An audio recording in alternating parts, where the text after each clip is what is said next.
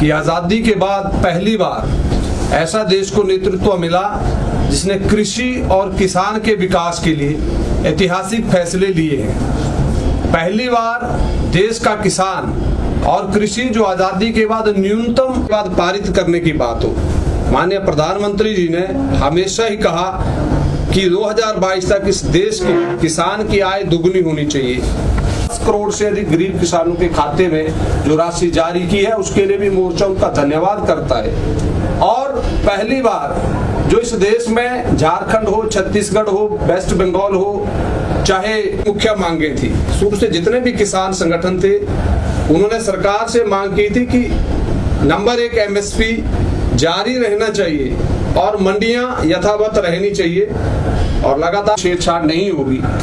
और मुझे लगता है कि अधिकतर किसान संगठन इस सारी बातचीत को लेकर बाकी जितनी भी बातें थी, और माननीय कृषि मंत्री जी ने कहा कि हम जहां जहां किसान हित की बात है आप लिख कर लाइए और हम संशोधन। मैंने पहले ही कहा कि न्यूनतम विकास दर आजादी के बाद कृषि की रही है, और जो आज कुछ लोग विरोध कर रहे हैं उनके प्रधानमंत्री सदन के अंदर और अपनी जनसभाओं में कहते थे कि हम 1 रुपया बेचते हैं, और नीचे हमने कहा था कि जहां तक किसान हितों की बात है तो किसान मोर्चा भी उनके साथ हमने सारी बात उठाई थी। लेकिन जो राष्ट्र विरोधी कुछ बड़े बड़े जिनके खिलाफ राष्ट्रद्रोह के मुकदमे चले हैं उनकी रिहाई की बात कर रहे हैं, तो मुझे लगता है कि ये कुछ ऐसे तत्व इस सारे जो किसानों के कंधों पर बंदूक रखकर अपने निजी स्वार्थ पूरा करना चाहते हैं उनको किसान मोर्चा बेनकाब करेगा। अब मुझे लगता है कि ये आंदोलन जो शुरू हुआ था वो 2 बड़े मुद्दे थे इस देश के। नंबर 1 MSP और नंबर 2 मंडियां। हमारे किसानों ने ये मांग की थी कि मंडियां बंद नहीं होनी चाहिए और MSP जारी रहना चाहिए।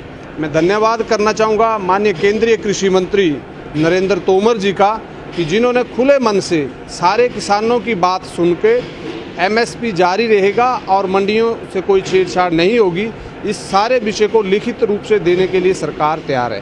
तो मुझे लगता है कि ये वार्ता आगे बढ़ी है और जल्दी ही इस आंदोलन का समाधान होगा।